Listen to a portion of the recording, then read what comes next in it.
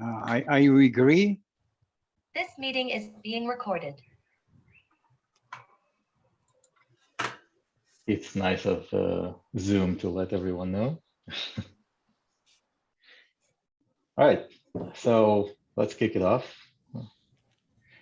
If anybody joins a little bit later, the recording is available. So welcome everyone, and thanks for joining.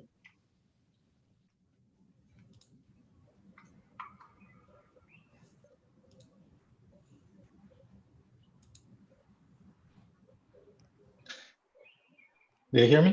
Do you hear me all right? Yeah, everything Yes. is fine. Great.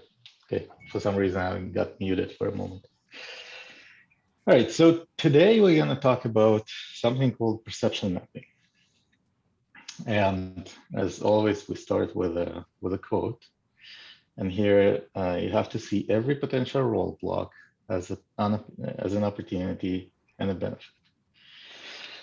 And that's really true because roadblock is something that we can leverage and solve problems and innovate on.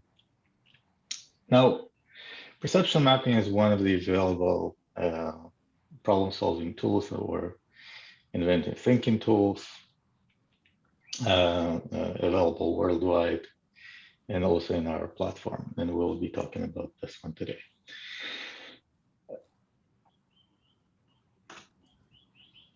So perception mapping. Perception mapping is a tool that is built to,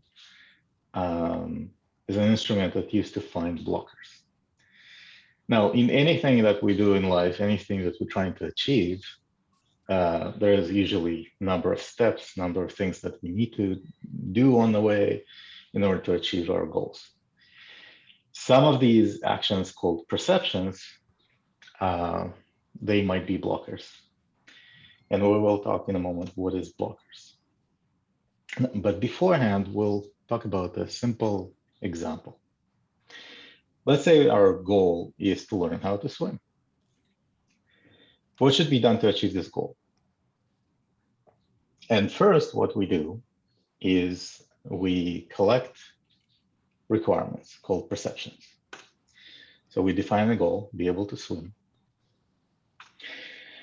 And again, this is a simple example just to emphasize how things work and what's the meaning of the blocker. One of the perceptions is buy a swimsuit, for example. Another one, find a swimming pool. We need to have a place where to swim, right? Now find a coach. That's an important one because otherwise we don't know what and how. Potentially watch people swimming. You know, today it's available in many places, including YouTube. We can watch that. Define the end goal.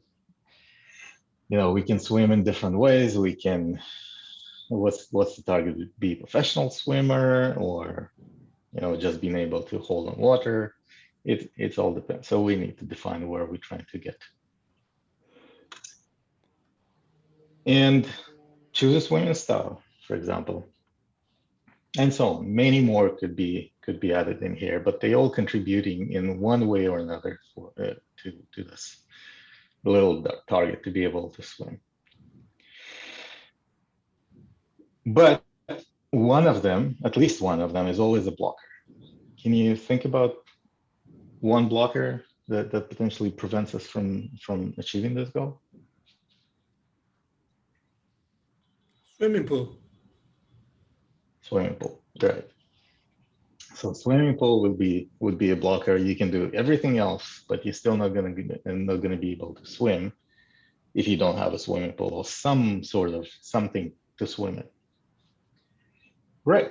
So that's a simple example and pretty obvious where we examining more complex systems, more complex goals with much more steps in it.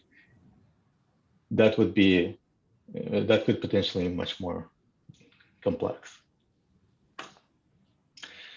Now, again, what is perception mapping, or what's called in Pre's platform PMAP in short?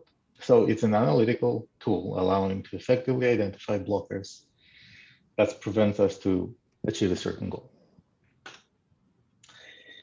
And what it provides is several things, as usual. Analyze connections between perceptions. So again, perceptions is something that we need to that's why the name of perception is very generic, and we'll dive into a little bit more details after that. We able to rank perceptions and these actions. And the most important, identify blockers, right? Actions that prevent us from prevent or reduce effectiveness of other actions. Again, the idea here that a blocker is something that if we're not addressing it, we can do everything else, nothing is going to help.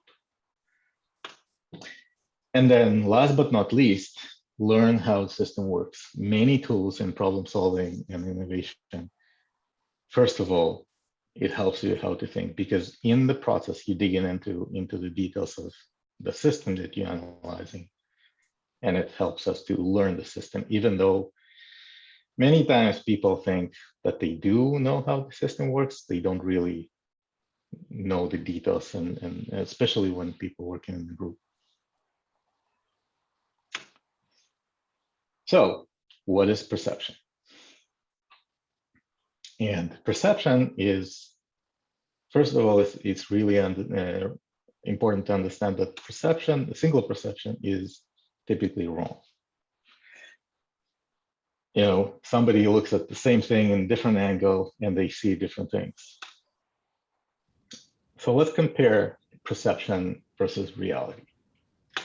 There's many of these pictures that, you know, showing the same thing in the same, different things in the same picture. Like in this example, you know, somebody sees a bunny, somebody sees a duck, which is great. So by definition, perception is an ability to see, hear, or become aware of something through senses. It's really based on what you personally see. Reality is really built out of a number of perceptions. So once you have enough perceptions, you can build a real picture around.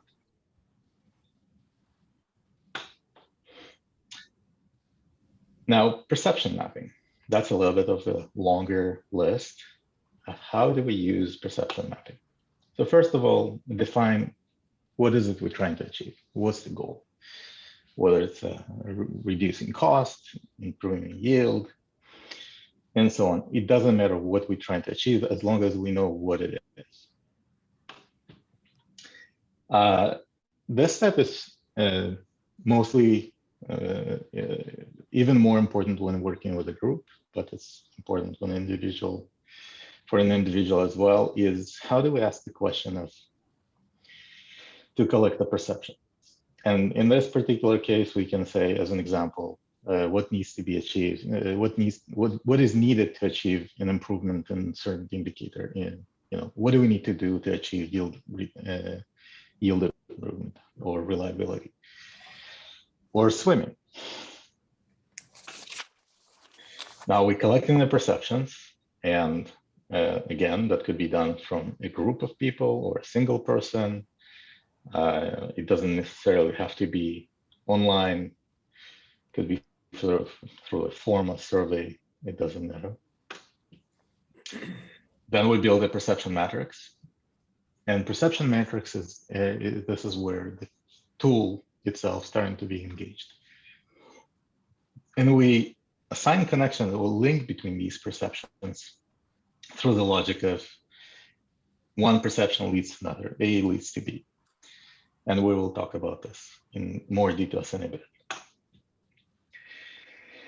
We're mapping all of these perceptions, defining there's 3 different types of structures in perception mapping. Some of them called collectors, there's loops and contradicting pairs. Again, we'll dive into those. And then define ranking. Based on the rules of perception mapping, we can calculate ranks for each and every one of these perceptions. And as a result, perceptions with the highest rank considered blockers. These ones should be attended first. These ones should be removed first before we go in anywhere. And that will help us to achieve the goal faster. And please stop me if you have any questions on the way. I think we have enough time for this one. Now, if we put everything on one slide, what you see here is basically the perception mapping tool. The matrix that we just talked about, this is where the perception is getting collected. For convenience, we assigning a symbol to every perception. It's just a letter, really. Letter, it could be anything. We going by letter because it's more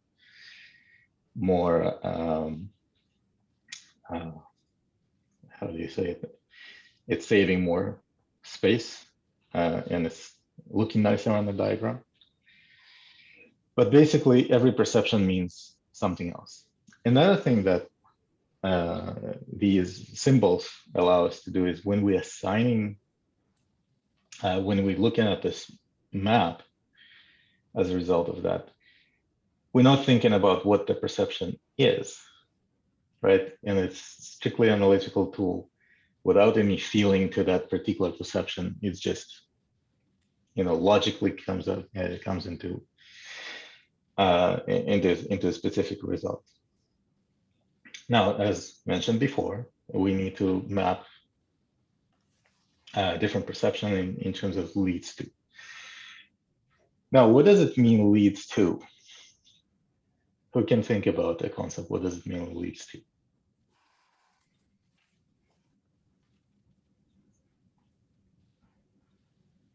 So for example, one perception, we're doing something leads to do something else. Does it lead to another perception? Contradictions. It does lead to another perception, but what does it actually mean? How do you even choose if it leads to another perception or to one perception or another? By the way, it could be situations that the same perception, for instance, A leads to 2 or more perceptions, but you have to choose one. So if you do something, it will lead to something another. I find it useful when I'm collecting the information on perceptions, if I ask people to provide not only their perception, but also what they think it will lead to already. So we get the first link is a very strong link. Mm-hmm. Because people normally tell you what they want to do, not why they want to do it. Okay. Okay, that's a good point. Okay. Right. So Juan said something very correct here. Perception that leads to another perception, it means that one perception allows to do the next one, or enables it, or opens the door to the next one to exist. So basically, the first perception, perception A is the reason, perception L in this case, is the reason why we need to do perception A, and so on. Now, once we have all of these mappings, we can put it in a nice little graph in here. This is an example graph to show you these different structures. So first of all, the loop. Loop is something, circle, and what it means, it's actually pretty bad situation in any system. It means that anything that you change, it affects the same. Eventually, it will affect the same perception again, or if you change a parameter, it can come back again, and so on. But this is considered a loop. Collector point is where you have more than one perceptions leading into that collector point. And then contradicting perceptions, in this case we showed here as A and the D is contradicting. One simple example in contradicting perceptions is we need to go faster, but we also want to save fuel. These are the contradicting perceptions. Any questions here before I move forward? I just wanna add some point. In ideal situation, we will need just chain one arrow in, one out. In this case, we can change with one. We can affect all system. But in reality, we have loops, collectors, and contradicting pairs. It means we're not exactly controlling all the system. We should define blockers and remove it first.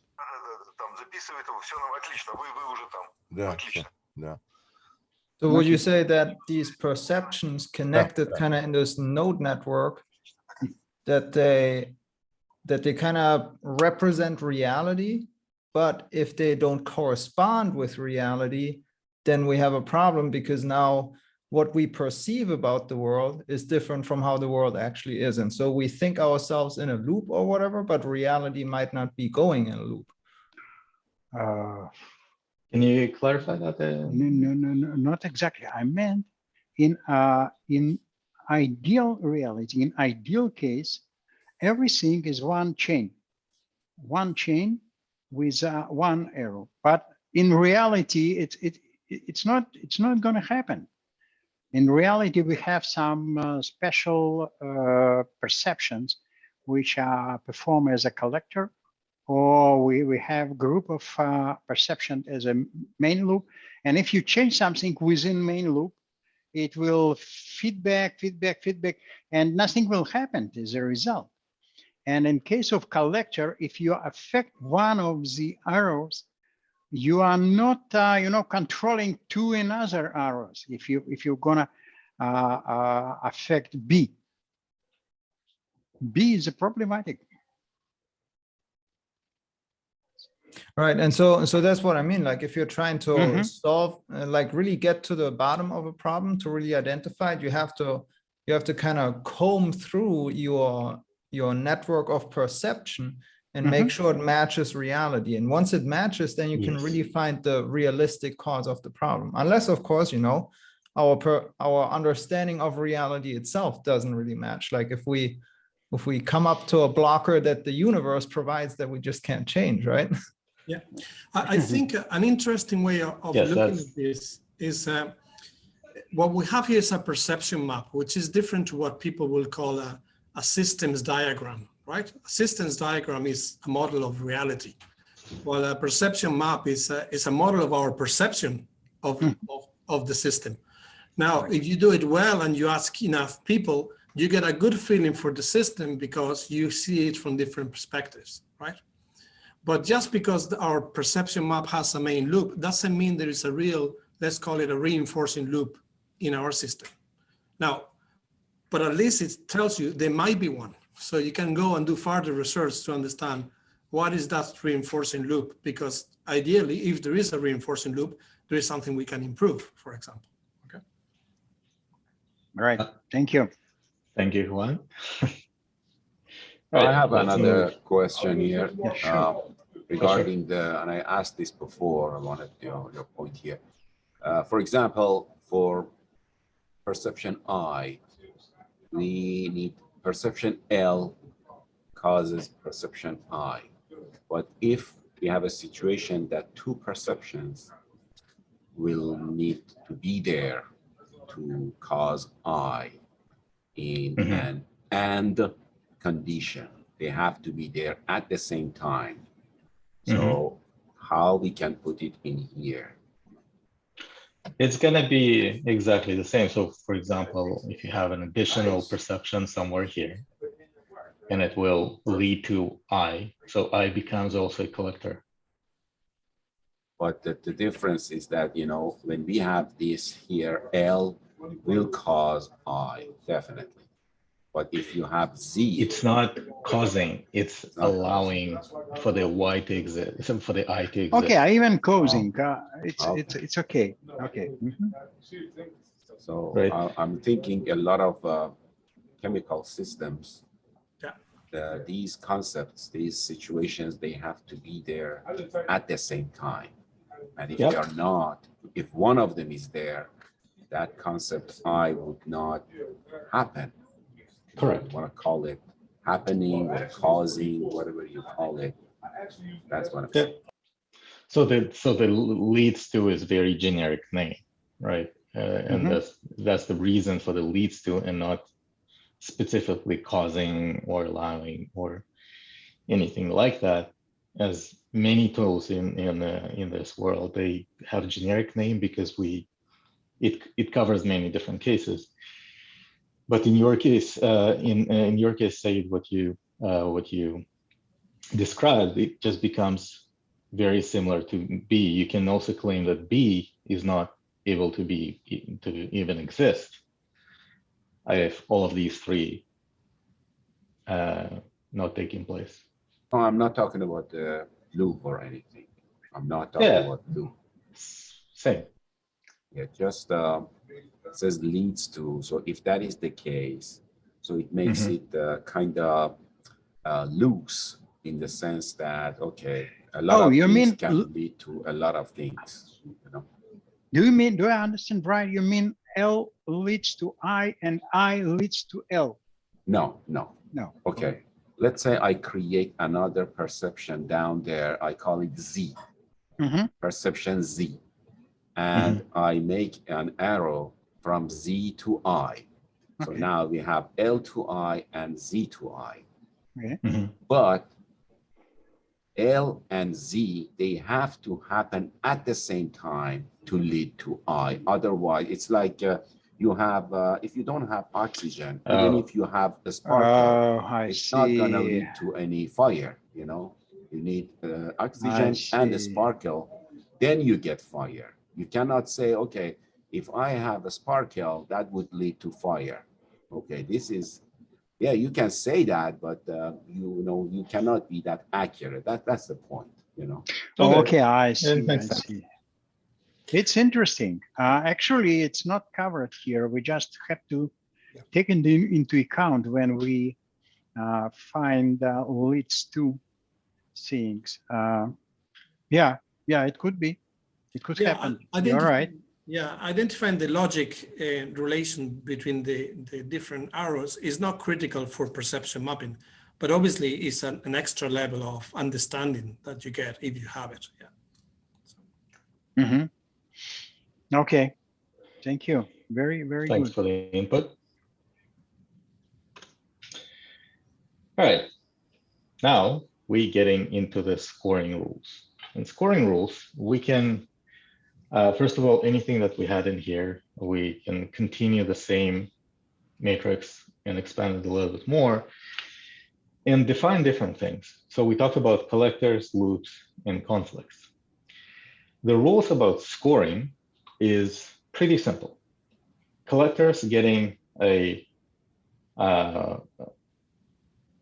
so any node, any perception that is that in this case, any perception that leads to that particular perception, -1, this is what the collector gets. So in this case, the B gets 2, right? So it's a 3 - 1. Loops, anything that exists within the loop gets 4 points, or 4 for each perception in the loop. The conflicts, anything that in between the conflicts, getting 3 for all perceptions in between the conflicts. So again, if we're going back to this diagram, anything that on the way here will get a 3. The same as shown in here. And then what we do, we're summing them up. So this is the sum. And from here, it's even simpler. Anything with a highest rank, that's the one that's considered a blocker. So for an example, a B is pretty much a blocker for everything else in this particular case. Any questions in here? And of course, we have to remove blockers before we attempt to do anything to achieve our goals. I just want to add that when we remove blocker, it's very important. It's typically the main problem of the system. And this is a point where we can really innovate. We can really think about changing the system.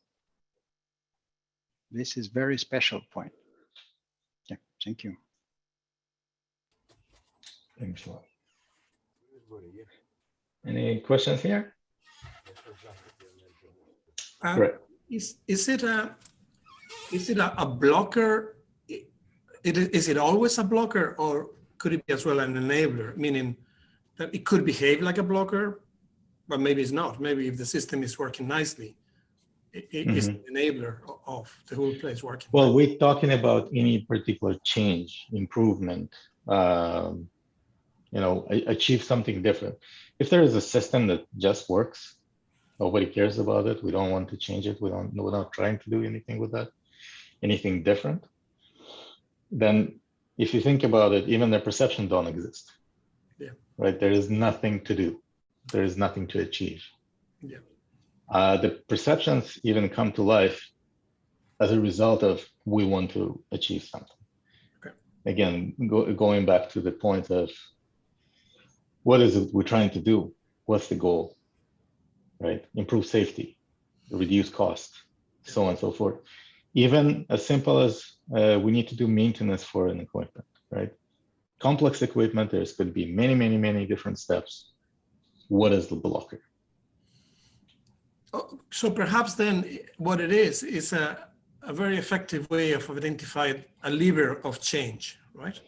So where do you want to change the system, basically? Correct. You have Exactly. maximum, right? I am coming from a software world, for example, and many times one of the complex things that I can think about is data migration. Data migration on the surface, it looks very simple.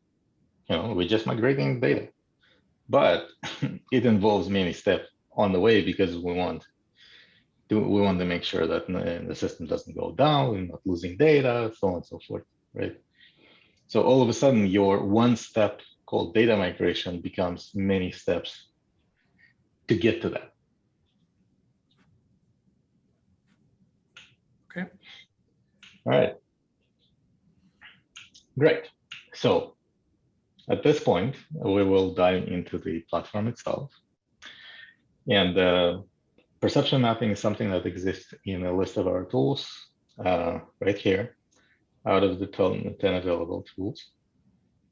And what we did in here, we actually used one of the real case studies, real cases that were analyzed some time ago. I don't remember actually in Intel by Anatoly.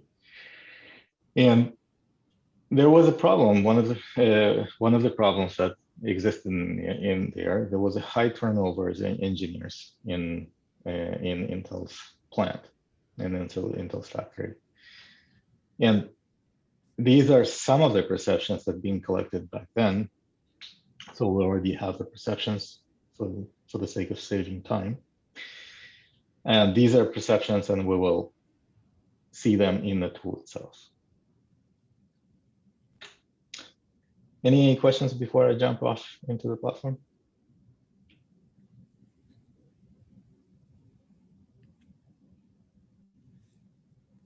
Great. All right, so let's do that. So as usual, we are in the platform, we have the projects, we already pre-created the project as we usually do on the webinars.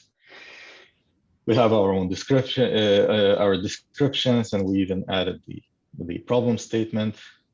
we built a problem statement out of the problem that we're trying to, out of the failure that we're trying to solve. If you remember, this is a failure. And again, prepare the perception mapping itself to save some time. And the list of perceptions already been pre-filled. So let's read through them. Some of them, one of them is increased salary. You know, everybody talks about money. Let's increase salary. Some people back then yelled, you know, buy a Ferrari for everyone. Okay, we can add it here. It's not necessarily going to help, but we can add it here. Pay for an additional education. Of course, we all want to continue our own development. Allow to run and manage projects. That's also important to be able to part of career development as well. Create a development path for an engineer. It's kind of related. You start seeing the picture of where it may potentially lead to, right? Recognize written engineering solutions. We, of course, are always talking about problem solving, and engineers, they there to solve problems. That's their whole purpose in life. Let them manage younger engineers, so allow training others. And right, support their ideas if agreed, of course, if they make sense. Allow them to participate in international conferences. You know, who doesn't want that? That's great. Allow them to publish engineering papers. They want to shine, of course, why not? Support outside training as well. You know, in many companies, not necessarily the training has to happen within a company. It's fun to go somewhere and get the training. Allow flexible workday. That's been a late, even though this list of perceptions been done quite a while ago, but even then, people already talked about flexible workday. And if engineers leave, give them something, or they trying to leave, give them something special, not necessarily even money, right? So we added these perceptions, and we can add as much as we want. The system automatically assigns these letters for short, right? So if you remember, the next step in here, we need to map one perception that leads to another. And this is the column to do that. So for each and every one of them, we'll go through and assign perceptions. Yeah, in order to shorter time, Alex, I've been working on this. Let's pick up E, recognize engineering solution. Right. Okay. So increased salary, that's a recognition, of course. Yeah. And B, it's could you scroll down? I think support outside training. Yep. J. Allow run and manage projects. That's probably recognized. I would say G. I would say G support. Okay. Yeah. And again, as you can see, it's a thinking process, especially when you're working in a group. Many times people argue, no, it doesn't lead to that. Yes, it does lead to that. And it's normal. It's completely normal to have that conversation within a group. Yeah, you can work a couple of times on this. Yeah. Create a development path for engineers. I would say it's E, recognize engineering. Recognition. Now, what does recognition lead to? I would say C. C. Allow to run, yeah. Okay. Let them manage younger engineers. It's definitely E. Definitely E. Okay. Yeah. Support their ideas if agreed. It's again E. It's again E, recognition. Support their participation in international conferences. That's probably, I would say I. Outside. Support publishing, yeah. Oh, okay. Sure. Publishing their engineering papers. Again, J. It could be J, different support. ones. J, Support maybe outside J, training. support. Yeah. Support outside training. I would say G, support idea, I've agreed. Yeah. Allow flexible workday. Right. I would say B. It looks like B. Okay. Make a special offer to engineers that are planning to leave. I would say it's A. Increase salary, so potentially increase salary, but could be others. I didn't find something closer. Yeah. By the way, if you cannot find something relevant, you can add a relevant perception. It's allowed. Yeah, there's no, like any thinking tool, it's thinking for a reason, right? It's a process of thinking, something that comes up into your mind in the middle of the process, just add it, including if you see something that is extra and not needed anymore, remove it. It's a normal thinking process. It's a breathing thing. Can you explain one more time the difference between leads to and causes, or is causing? Are they equivalent or are they different? Because earlier you interjected, and I'm looking here like. So leads to includes causes, but causes doesn't cover the entire leads to. Leads to could allow, it doesn't necessarily mean causes, right? It enables you, you have a handle on your door. It doesn't mean that if you have the handle, the door automatically opens, right? But it allows you to open the door. So leading to, I mean, so we're talking about perception, right? So I think the first step we have to cover is, is everybody's perception based on causality? If I think a thought, will that cause another thought? And I mean, I think so. And especially if we're all engineers here, we can probably agree that even thoughts are causally linked, right? One thought leads to another. Unless your brain is somehow broken, then you might have thoughts all over the place like I am having right now.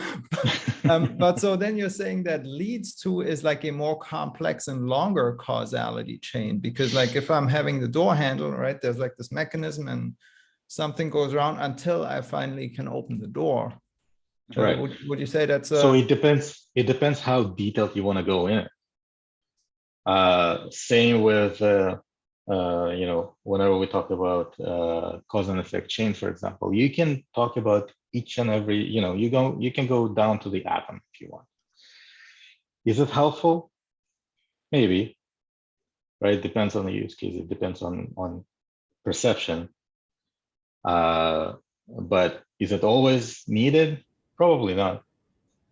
Right? So it's important to see what's your scope. It's important to see what's your scope of influence even, right? Of course, you can go down to the atom, but can you change it? No. Yeah, in a sense, the beauty of the tool is that allows for all styles of thinking. So if you ask the average engineer, they will tell you step 1 will lead to a step 2. If you ask Kasparov, he will tell you step 1 leads to step 22, right?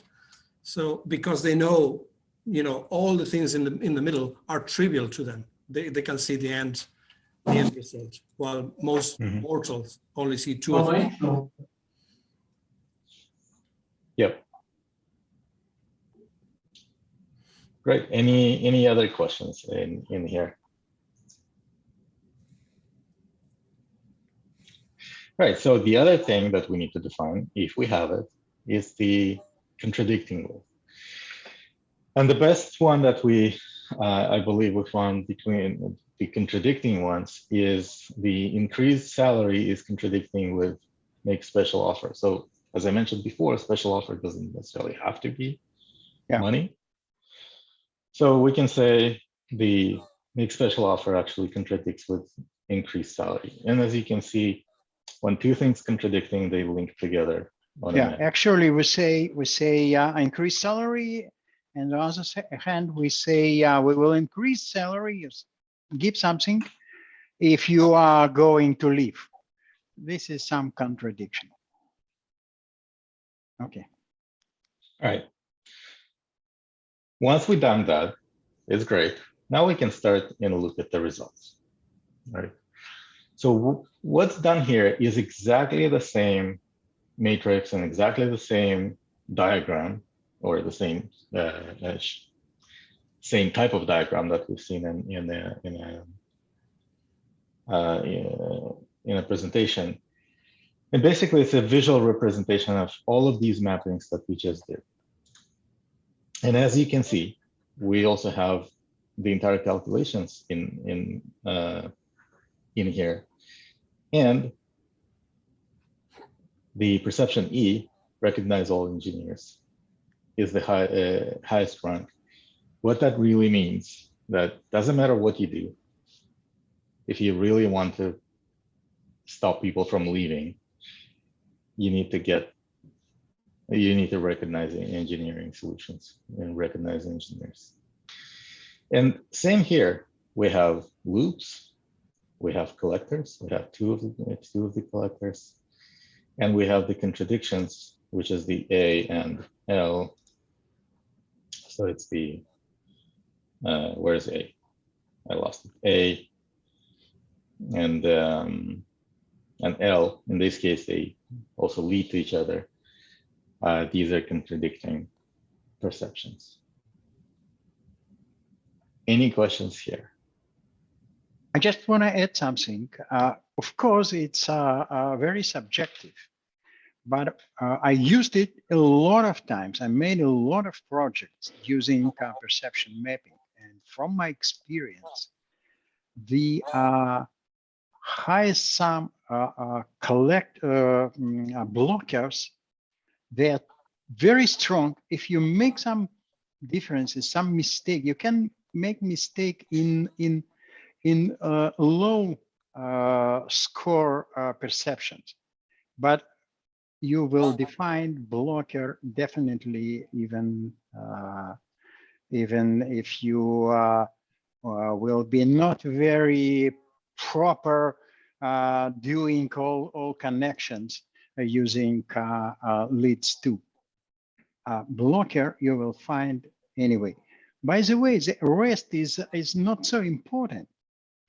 The most important is to find, let's say, first 1, 2, maybe 3, not more than that, perceptions that are blockers. And again, all of them are good, but there is some that are blockers and they prevent or resisting effectivity of the rest of perceptions. I agree. This is really my my favorite method of kind of mapping out problems and kind of seeing where things lead to. And there's a Stoic quote, I think by Marcus Aurelius, if I'm not mistaken, that what stands in the way becomes the way, right? So this is really, because it's about the operator, seeing what holds you back the most has a high chance of giving you the most progress and everything. Now, there's also another thing, it's called theory of constraints. Or yeah, I think that's the name for it. Do you feel like that's related to that, or are they having different things going on with each other? I think Juan can answer this question. Love it. The theory constraints has a lot of elements to it. So the beginning of it typically is when you have a production system or a production flow, right? So in that sense, it's not connected to the standard sort of theory constraints or how things move through a particular process. But also the theory constraints has a thinking process associated to it. And some of the tools connected probably can be used in connection to specifically one of the contributors earlier said, when we have the logical understanding of, you know, what are the necessary and sufficient conditions for something. So some of those tools in the thinking process may be useful when you're trying to analyze a specific set of nodes in there where you want to understand the real causal connections between them, and then how to solve the contradictions within that causal region. So there's a faint connection. I wouldn't stretch it too much, but you could apply some of the theory constraints, thinking process tools to resolve specific things highlighted by a perception map. Yeah. Gotcha. Thank you for clarifying. No problem. Thank you, Juan, again. You're welcome. So this is actually the whole target of where we wanted to get, is to identify the blockers. The tool also allows you to write more conclusions, and that's useful for the further report within the project. But to show the results of the tool, that is the main result. And also print out the report, which is Yeah, the report. So if we dive into the report that I just mentioned, all of that ends up in a report along with everything else. So again, with all the details, with the map itself, it's not interactive because that's a printable version, of course. With everything listed in here, with the ranking, with all the details of ranking, what it leads to, what it contradicts with, all the possible and impossible details, and then a different summary and the conclusion going to be here as well. Yeah. So this is very good. I like the way you're focusing obviously on the problem solving capabilities that the perception mapping tool enables. There is another potential use of perception mapping that is really to tell the story, and in a sense, because as we were saying before, a perception map, if you're asking a sufficient number of people or people who have a good systems thinking hat on, you get a description of the system, right? Now, it might not be exactly the system, but it's a description of the system. So as such, then suddenly you have a visual map of your system. So you can actually get agreement between all the people who gave you their perceptions. Typically, normally people give you a little perception of it because they don't understand the whole system. You know, very few people understand the whole system.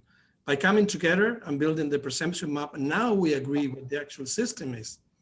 This is our combined perception of the system. And so that has a tremendous power. But also you can start telling the story, you know, if we improve this, it will lead to that, leading to the other thing, and so on. Or we could say, it seems to be that we have a loop. Is that a real loop? Could we create a reinforcing loop so that once we start improving it, improves by itself later on, you know? So is the view of the system is a side effect of perception mapping, which I think is really powerful. I totally agree. Yeah, go ahead. I just want to tag on to that, yeah, because I'm really vibing with that. I totally agree that this type of mapping totally bridges the gap between reality and our psychology or perception of it. And especially as more people contribute, then yeah, you get this representation of probably the actual system based on how people perceive it. And it's a very powerful way to measure reality, I think, as well. Right now, Juan, while you were saying that, I can almost think of that being kind of a prerequisite for documentation. Somebody built a documentation on a system that he's not fully even aware of. That's a perfect scenario for, you know, start digging into that potentially with many people who know bits and pieces of that, and then eventually building this entire map of knowledge. Yeah, I have a good example to share if you want me to show you. Sure. Why not? Is this the right time? And let me see if I can share. Any time is the right time. Yeah. So this is a perception mapping exercise that I ran in a conference in Dublin, where there were about 100 people, where we combined, this was doing some work from a minister, and we combined, he was the minister for environment at the time, and we combined it was called the Dublin Climate Gathering. So it was basically taking the IT industry together with the climate sector, basically, and trying to get them together. And when we're starting to put all of this, we have about 100 people there. And the problem is you have from tree huggers to politicians to IT directors, very different people. So the perceptions that you get from the system were completely disparate, right? So it was a very good way of, at the end of the conference, not to summarize the conference with 10 points and ignore 90% of the people, right? So the summary was a map, okay? And in the map, it was everybody's contribution to the map. And it was equally important. And what we realized very quickly is that there were two disconnected systems. You can see the two loops that's created in there. One was the community action on climate change, and the other one was sort of the economy, the low carbon economy and the potential digital economy. And they were disconnected. So that was a discovery that we made in there, that there were people working towards the same goal, but they were not interacting in what they were trying to do. Okay, there are things. Yeah, excellent. That's interesting. I saw it number of times. If you analyze, for instance, perceptions related to people and technology and process or equipment, it's typically two different maps. Yeah, two different systems. They are not interacting. It's right. The other thing, very good example. The other thing is what I found useful as you're building the map, categorizing the perceptions is very helpful. For example, here I categorize in a light blue the community engagement. Another one was about education and planning. Another one is about lifestyle and decisions, technology, research and innovation, and then incentives, regulation and reform. It makes it much easier to tell the story then, right? When you're saying, these are the things that the community is doing, these are the things that education can do, and so on. And this is how they interact in the actual loop itself, okay? Where you have in there, okay? Excellent. So just in case. Interesting. Yeah.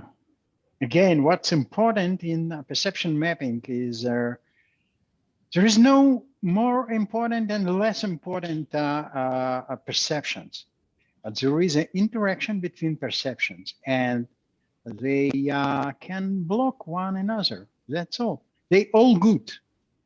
You have to keep all of them, but they you have to analyze the interaction between the perceptions. Yeah. Thank you very much. Excellent example. That's awesome. Fun. Anything else before we conclude? We have another 4 minutes to go. Any other questions?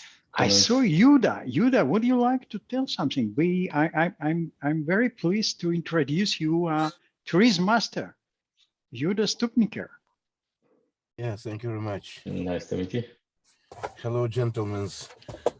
It was a very interesting session for me.